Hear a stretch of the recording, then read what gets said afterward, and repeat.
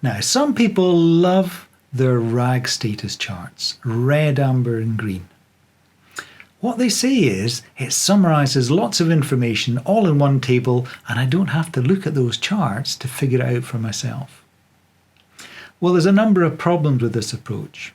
That's fine as long as you implicitly trust the person who's making the judgment as to whether it's red, amber and green. And also that the specification has been chosen correctly. But in terms of a board, and particularly non-executive directors, your governance role is to assess the data and not leave that to somebody else, say a subcommittee or the executive team. So in this case, the red, amber and green chart doesn't help us.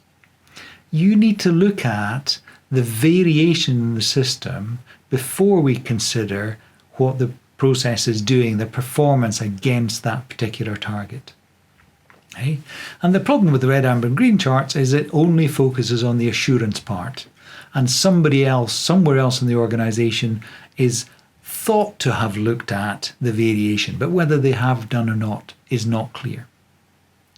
The second issue with the red, amber and green charts is it focuses everybody exclusively on the reds. Okay? And the reds may not actually be the main problem. There might be an indicator in there in green, but it's going completely in the wrong direction. It's trending away from the target, and we should know about that so that we can intervene and do something about it. But no, everybody fixates on the red, and we want to know what's happened. Why is it red? It may have been red for months or years.